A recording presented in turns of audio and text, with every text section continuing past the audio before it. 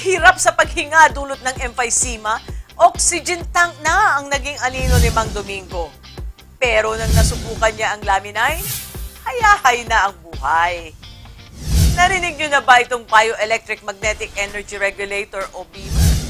Hatid dito ay focus and extra energy. Alamin kung ano ito because it's good to be aware sa BEMER. Sa mga pamilihan, nagkalat ang mga food supplement. Pero ang tanong, ito ba ay epektibo? O baka naman defektibo? Pag-usapan natin yan para laging makasiguro. It's Thursday and again, it's Good Vibes Day.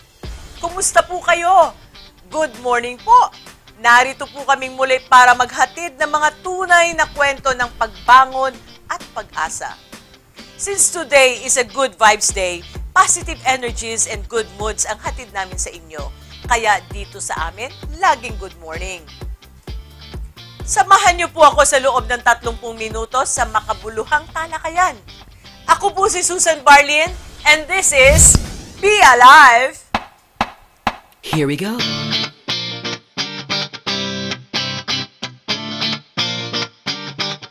Let me lift you up. We'll go right to the top. Let the sun come up. Together we can fly. All our hearts collide. Stay here by my side. I say we jump, we fly, we reach out to the sky. And it goes on and on and on and on and on. And we go on and on and on and on. And it goes on and on and on and on and on. And we go on and on and on and on. We're gonna fly high, be alive. Yeah, we're gonna fly high, be alive. We're gonna fly high, be alive. Sa bansang Libya ay nakipagsapalaran ang mag-asawang si Domingo at Catalina. Pero imbes na guminhawa ang buhay, karamdaman ang sumulubong. Nabalitaan ko na naging OFW kayo pareho. Pwede ba niyong ikwento sa amin yung story mo? Doon ho kami nagkita sa Libya, nagkasalan, doon ako nagkaanak. Ano po itong naging sakit niyo doon? Naging operator po ako ng heavy equipment sa loob ng 11 years sa isang crusher plant. Kaya ko nakuha yung naging sakit ko dahil sa mga dust sa planta, nagumpisa ako sa emphysema. Yung emphysema, yun ang naging infeksyon ng pagkakakuha ko ng hangin sa baga. Lumabas nitong huli na di ko rin naman akalain na yun ang kalalabasan na magkakaroon ng hangin yung baga ko. Kaya ako naoperahan ng pneumothorax. Yun o, yung para lang lumabas yung hangin dun sa baga ko. Kayo po, ano po yung pain na nararamdaman niyo? Hindi lang yung physical pain, pero lahat ng mga gumugulo sa isip niyo. Ay, talagang napakahirap makita kung gano'n na hindi na siya makahinga. Talagang oxygen na lang ho ang tumutulong sa paghinga niya. Siyempre, natatakot din ho kung mawala sa kanya, sa aking buhay, ang asawa ko. Kaya pinagpilitan ko hong talagang matapos ang operasyon. Kahit utang, talagang pinilit naming mabuhay siya. Yung pinakamahirap po nung nasa ospital na ako, na nung maoperahan ako ng pneumothorax, di ako yung naka-oxygen na. Ang isang tangke, naabot lang sa akin yun ng 24 hours. Di pa ako inooperahan. Parang hanggang liig ko na lang yung paghinga ko. Pag tinanggal mo yung oxygen, yung sakit ng katawan ko, wala na. Wala na akong paghinga pag wala yung oxygen. So, paano ko ninyo nalaman itong Laminine? Pumunta dito si Ever, dinalang kami niyang Laminine. Bumili kaagad ako. Nagpa-member ako sa kanya para medyo mabawas-bawasan yung aming gastos. Halos 1 linggo lang ho. Na ko na yung pakiramdam ko, 1 linggo. Kaya nung huling punta ni Bir sa akin, sabi niya, okay, bawasan mo na, pwede ka nang mag-take ng isang beses bago matulog, kung okay ka na. Masaya na ba kayo ngayon na hindi na kayo preso dun sa sa pagbubuhat ng oxygen tank everyday? Masaya po ako nung matanggalan na ako ng oxygen dahil kahit papaano nakakalabas na ako sa bahay. Tapos sa tulong nga ng laminain, nung sabi ni Evan, continuous mo lang yan para kung sakali man na makaramdam ka ulit ng masama, hindi na gagamit ng oxygen. Papasalamat ho kami sa Diyos. Pangalawa ay sa Laminain na tumulong talaga sa asawa ko. Masayang masaya ako sa pagkatulong sa akin ng Laminain. Nakakalungkot isipin na sa pagnanais ni Mang Domingo na guminhawa ang buhay, nakipagsapalaran siya sa ibang bansa. Pero imbis na umasenso, sakit pa ang kanyang nakuha. Mabuti na lang po nandito ang Laminain. Laging handang umagapay sa mga katulad ni Mang Domingo na isang OFW na walang ibang hiling kundi ang makapagbigay ng magandang buhay, hindi para sa kanyang sarili, bagkus para sa kanyang pamilya. Ang inyo pong kwento, Mang Domingo, ay tunay na nakamamanghang. Wala ka mang focus sa iyong ginagawa o kaya madalas kang hingalin. Makakatulong po sa inyo ang Beamer. Pag-usapan natin yan sa aming pagbabalik. Diyan lang po kayo.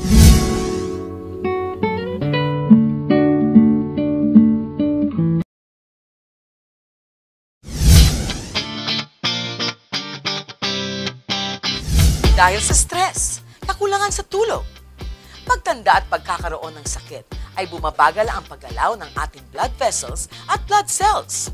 Ang mga ito po ang nagsusupply ng nutrients at oxygen sa ating body tissues and organs. At kung mabagal ang paggalaw ng mga ito, ang resulta, mababang physical and mental performance. Ibig sabihin po ay madalas tayong walang focus sa ating ginagawa o di kaya ay madalas na hingalin at sumakit ang katawan.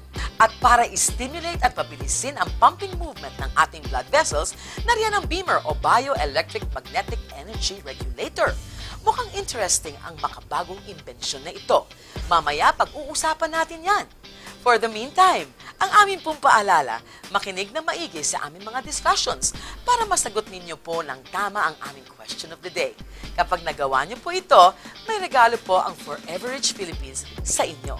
Balik muna sa inyo, Miss Susan. Thank you, Ana.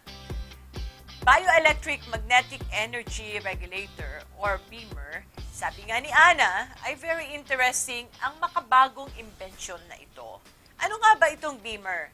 Alamin natin yan kasama ang ating wellness consultant, si Dr. Arlie Imperio. So, Doc, yung Beamer po, bago po nating serbisyo to para sa ating mga mamamayan. Pakipaliwanag nga po ang function ng Beamer. Unang-unang, Susan, na masaya-masaya meron tayo nito sapagkat ang future talaga ng medicine nasa magnetic medicine. It was predicted by certain, let's say, people who are looking forward on how medicine will progress. At mukhang nandito na sa Pilipinas itong Beamer, Beamer. Yan po ay Bioelectromagnetic Energy Regulation. Ibig sabihin, through the flow of magnetism na na-generate ng gadget, magi-improve ang circulation ng buong katawan. Dr. Arlie, yung palang circulation natin, it's very important. It plays a very important role sa ating health, no? Very much, sapagkat lahat ng bahagi ng katawan mula ulo hanggang paa ay mahalaga ang sirkulasyon. Una, meron tayong mahigit kumulang 100 trillion cells of the body. Each cell should have adequate nourishment through the flow of the blood. Ayun. Kailangan makapasok yan. Ngayon, yung mga ugat natin, paliit ng paliit, yung sinasabing peripheral arteries, napakaliit niyan na pagka in-spread natin yung kanyang surface area, it can cover the entire basketball court. Wow. Ganyang kahalaga yung flow na dapat dadaanan ng dugo. Ngayon, when the heart pumps Obviously, the heart is insufficient to give the necessary propulsion. Opo. Maliit lang yung heart. Biro mo, ibobomba niyang dugo, napakalawak. Tama. Nandun na ngayon yung sekreto sa peripheral artery, sa mga arterioles. Meron yung sinasabing vasomotion movement. Opo. Pagka pumitik yung heart, nagbigay ng kuryente, nagpump, gumaganon siya, gumagalaw. Tama. So, the blood will flow forward. Ngayon, ang malungkot, pag tumatanda na tao o nagkakasakit, humihina yung vasomotion ability of the circulation. Tama. Yun ang ginagalaw ng BEMER. Pipitikin niya yan, lalakas yan, and when circulation improves, everything will improve. Kaya, Doc, lalo na yung mga diabetic, no? Di ba sila nagkakaroon ng neuropathy? Ibig sabihin, no, wala ng blood flow. Doon kaya nagiging numb na yung kanilang mga paa o kaya yung mga daliri nila.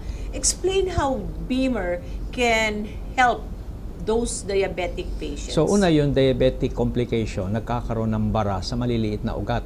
And usually mga maliliit na ugat nasa dulo ng katawan, kagaya ng daliri ng paa. Maliit ang ugat dyan. Tumaas ang cholesterol, barado na. Hindi dadaan yung dugo. Pag hindi dumaan ang dugo at nagkaroon ng sugat, hindi marirepair ang sugat sa isang diabetes. So, mabubulok. Pag nabubulok po yun, babalik yung mga elemento ng, let's say, sepsis o kaya infection. Pag pumasok yan sa buong katawan, that can kill the patient. So, sa medicine, pag hindi na nag-improve ang circulation sa gamot, puputulin na yung daliri, Oo. yung paa. Daliri, paa, tuhod, hanggang hita. Puputulin yan. Mabuhay lang ang pasyente. Ayun. Ngayon, ang final solution doon is microsurgery na kung pwede ma-improve ang circulation. ang dami nun. Mahirap yun, tsaka difficult procedure yun, tsaka usually hindi successful. Kaya putol na lang mas madali. Oo. Ngayon, good news, meron ng mga initial studies showing through BEMER therapy, nag-improve ang circulation, pwede maiwasan ang diabetic amputation. Ayun. So sa case po natin ngayon na COPD o emphysema, na katulong ang laminin at omega. So, mas lalo bang makakatulong kung mag-BEMER din siya? Of course, pag nag-improve ang circulation, there will be increased distribution of oxygen. Kasi pag nag-improve ang circulation, dumadaloy yung red blood cell. Doon sa red blood cell, kumakapit ang oxygen doon. Ngayon sa COPD, bumababa na yung kanyang oxygen level kasi nahihirapan siyang huminga. O di, pag nahirapan siya huminga, di less oxygen. Pag less oxygen, the entire body will weaken. So by enhancing the circulation flow, by enhancing the red blood cell flow, where oxygen is attached, that will surely help a patient with COPD. Ayun. At saka hindi lang yun, di ba, Doctor, yung BEMER, hindi lang yung pag-flow ng dugo, hindi lang yung pag-deliver ng oxygen, kundi pati yung toxin natatanggal niya para sa ganun. Can you explain that? So when the circulation enters the cell, magdi-deliver ng nutrients. Lahat na yun, oxygen, vitamins, minerals, yung gamot, yung food supplement, and then gagamitin ng cell yun. Ang cell parang factory. Pag nagamit ng cell yun, may basura. Kailangan yung basura mailabas. Kung hindi, mag-accumulate sa cell, magkakaroon ng side effects. Ika nga. So, it will also be distributed by the blood and then expelled out to the body through urine, through excretion, or through, let's say, exhalation, carbon dioxide. Kaya pala kailangan uminom ka ng tubig after BEMER. Yes. Diba? So, meron na po tayong Infinitus to check their conditions, pre-conditions, and then bago lumalaan sa sakit, nakikita na po natin sa Infinitus. Ngayon po, meron naman tayong BEMER para po matulungan po dahil kung may BEMER, ang mga sustansya o supplement o gamot, mas lalong na-distribute properly. Tama po ba? Yes, and when a person is sick, usually poor ang circulation. So when the circulation is poor, the recovery is also poorer. So kailangan, para mag-improve ang circulation, mag-exercise siya. Kaso, paano siya mag-exercise? May sakit nga eh. Tama. That's where the BEMER comes in. Ayun. Kaya pala, marami pong umiinom ng gamot, pero walang epekto yung gamot sa kanila. Kasi, hindi maganda ang sirkulasyon ng kanilang dugo. Tama po Yeah, ba? remember, the circulation is like yung transportation system. Maski kompleto tayo sa mga goods, let's say from Baguio para dalhin sa Metro Manila yung mga gulay, kailangan niya ma-deliver ng mga truck yan. Yung pagka pumalpak ang transportation, maski anong ganda ng ekonomiya, babagsak ang ekonomiya. Ganon din yung katawan natin. When the circulation improves, everything will improve. Para pong maganda nga ang kalsada natin, pero yung sasakyan naman, ay hindi tumatakbo. Tsaka traffic. At traffic. Yes. Hindi makakarating kaagad. So thank you, Doctor, for explaining to us and the televiewers the function of this new invention, yung Beamer po. Ang Forever Rich Philippines po ay naghahatid sa inyo ng serbisyong therapy na ito, microcirculation therapy po. Kung meron po kayo mga questions about this machine or how to avail the therapy, you can contact us at the numbers below. And of course, napakaraming imbensyon ang ating naririnig, nakikita at nasusubukan kada araw. Ang ilan sa mga ito tulad ng Beamer, ang hatid ay mas masigla at mas malusog na pangangatawan. That's the reason why we strongly recommend that we take advantage of this tested and efficient machine. Ang Beamer po, ginagamit po ng NASA ito. Be Alive will be right back. Don't go away. Stay with us. Be alive!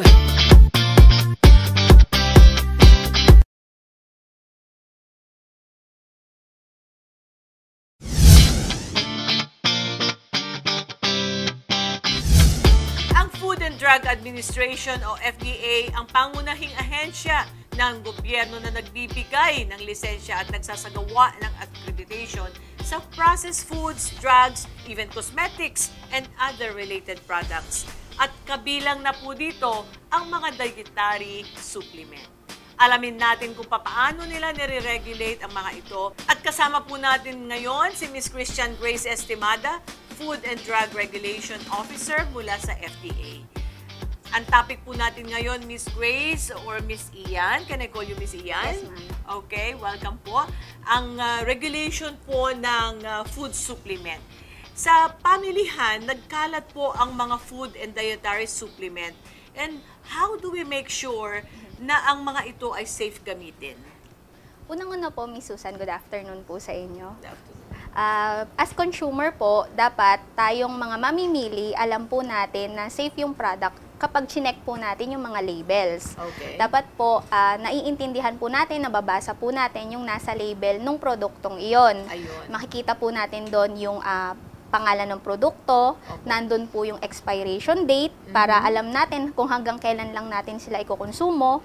Nandun po yung ingredients, alam natin kung ano yung mga bawat isang ingredient ng product na yon. At syempre, kung sino yung nagbebenta. Ayun. Pangalawa, dapat po nating tandaan na ang bibilhin dapat natin ay rehistrado sa Food and Drug Administration. Ayan, napakaganda naman yan. So, talaga pong may sistema dyan, may proseso. Hindi po basta pwedeng magtinda lang ang kahit sino ng mga supplements sa market. Opo. Okay, so kailangan po ay tignan po natin kung yan po ay rehistrado sa FDA dahil sila po ang nagsusuri ng qualification ng ating mga supplements. Tama po ba? Yun pong, paghalimbawa po, meron po ba tayong website na makikita po ng ating mamamayan kung ano po yung mga naban. Kasi po, marami po yung mga talagang yung mga warning po ba na naban na sila pero tinitinda pa rin nila sa market. Opo, Miss Susan. Pwede po nilang bisitahin ang website po ng FDA sa www.fda.gov.ph at makikita po nila doon yung advisory po kung ano yung nilalabas ng FDA na mga naban, na mga gamot, kung sa drugs po yan, o mga bawal na mga food supplement na binebenta sa merkado. Pwede rin naman po nilang makita sa website ng FDA kung ano yung mga rehistrado naman. Ayun. O yung mga inaprubahan. Kung halimbawa po, gaano po ba katagal ang halimbawa proseso para po ang isang supplement ay maaprubahan? Sa ngayon po, ang nasa aming pong Citizens Charter, 114 days po bago that's po not bad. Opo, mas mabilis na po ngayon Wow. dahil streamlined na po yung mga requirements po namin. So, 100 at 14 na araw lang po, makikita nyo. So, kasi kung minsan dati ang alam nila is yung napakatagal, 2 taon, 3 taon, Opo. hindi na po ganun. Opo, dahil ini-improve po natin yung mga proseso natin within the FDA para po mapabilis po yung pagbibigay ng lisensya, pati na rin ng registration dun sa lahat ng mga produkto. So, what are the things to consider po bago uminom o gumamit ng dietary supplement? Syempre po, kailangan po muna nating mas maganda na itanong po natin sa mga doktor o yung mga nutritionist, dietitian o iba pang mga health practitioners kung na magte-take po tayo ng mga food or dietary supplements. Lalo po yung may mga chronic health conditions katulad ng hypertension, diabetes, dapat alam po ng mga doktor natin na magte-take tayo ng mga food o dietary supplements. At di po ba nakakatuwa na ngayon pong mga last dekada, no, this decade, Opo. ay parang tinatanggap na po ng market na ang nutrisyon ay hindi lang nakukuha sa ating pagkain, kundi Opo. sa mga supplement. At of course, kasama natin ang FDA para po sumuri dahil para naman mapangalagaan ang proteksyon ng mga mamamayang Pilipino. Tama po ba? Opo. Pero po, tandaan po natin na ang mga food at dietary supplements ay hindi po mga gamot. Tama. At hindi po sila nakakagamot ng kahit na anong sakit. Tama. Kaya po nakalagay yun yung No approved therapeutic claims. Opo. Ayan po, tama yun. Napakaganda po. Miss Ian, yun hong mga local na supplement at saka itong mga imported, pareho rin doon po ba ng araw ng proseso? Opo, parehas po sila. Ngayon, meron po akong isang tanong na magkakaroon daw ng agreement among the ASEAN countries. Yes. Ano po ang inyong masasabi doon? Kahit na po magkaroon ng ASEAN integration, yun nga po sinasabi nila, hindi naman po agad-agad natin pababayaan yung mga lokal na nagbebenta. Kasi po, kung may papasok man pong mga imported na products, po proteksyonan pa rin po natin yung lokal na merkado natin. Opo. Alam niyo, ang gusto ko talagang ang hinahangad ko po ay yung makita kasi nandito napakayaman ng Pilipinas sa mga ingredients o mga natural herbal, no? Ang gusto ko sanang makita at isa sa mga pangarap ko ay yung maipromote natin yung local products natin sa buong mundo. Opo. Hindi po ba? Opo. And ang meron po ba tayo ng GMP natin dito? Yung Yes, ma'am. Good Manufacturing Opo. Practice. Since nagsimula po ang FDA, pagbibigyan po ng lisensya, ang pinagbabasehan po talaga ay yung good manufacturing practice po. Kayo rin po, sa ahensya nyo rin po yon natatatakan ng GMP? Yes, ma'am. Nagbibigay po kami ng lisensya na license to operate at saka good manufacturing practice Ayun. certificate. So, Opo. ano po ang proseso para po, halimbawa, manufacturer ako ng isang supplement na made in the Philippines. Kukuha ngayon ako ng GMPs. Meron ba kayong division na sila yung mag-check noong planta ko? Yes, Ganun? ma'am. Meron po. Yes. Magsasubmit po sila ng mga tinatawag naming documentary and technical requirements. Pagkatapos po, i-inspectionin po yon ng FDA bago po sila bigyan ng lisensya. Napakaganda. Well, yun hong halimbawa, nagma-market na sila o nagtitinda na sila hindi pa FDA approved. Ano po ang mga measures na ginagawa po ng FDA para makorek yun? Bali, ang ginagawa po namin is wini-withdraw po namin o nire-recall yung mga produkto dun sa mga hindi lisensyadong mga nagbebenta. Pumupunta po yung mga officers namin, tapos po kinukuha nila lahat ng mga produkto na hindi dapat na binibenta dahil wala po silang mga lisensya. Parang may cease and desist. Opo, may Ganun. cease and desist po sila. And then, after that, bibigyan nyo ba sila ng pagkakataon na para bigyan sila ng Opo. time makapagpa-license? Opo, binibigyan din po sila ng pagkakataon na kumuha po ng lisensya sa FDA. Ayun. So, Miss Ian, thank you. And also, yun hong halimbawa, nagma-market na sila o nagtitinda na sila hindi pa FDA approved. Ano po ang mga measures na ginagawa po ng FDA para makorek yun? Bali, ang ginagawa po namin is wini-withdraw po namin o nire-recall yung mga produkto dun sa mga hindi lisensyadong mga nagbebenta. Pumupunta po yung mga officers namin, tapos po kinukuha nila lahat ng mga produkto na hindi dapat na binibenta dahil wala po silang mga lisensya. Parang may cease and desist. Opo, may Ganun. cease and desist po sila. And then, after that, bibigyan nyo ba sila ng pagkakataon na para bigyan sila ng Opo. time makapagpa-license? Opo, binibigyan din po sila ng pagkakataon na kumuha po ng lisensya sa FDA. Ayun, very good. Well, thank you very much, Miss Christian Grace, for being with us today and of course for clarifying things with regards to dietary or food supplement regulations. Napakarami pong food supplement na nagkalat sa aming pamilihin. Tignan po muna natin kung ito po ay aprobado ng FDA dahil kung hindi, baka peligro po ang hatid nito sa inyo. At nakita po naman natin, meron pong isang ahensya ng gobyerno natin na nagmamalasakit sa ating mamamayang Pilipino upang siguraduhin po na bawat iniinom nyo ay talagang pasado po sa standard na makakabuti sa inyong kalusugan. Diba po? We'll be right back after this short break. Don't go away. Stay. Be alive!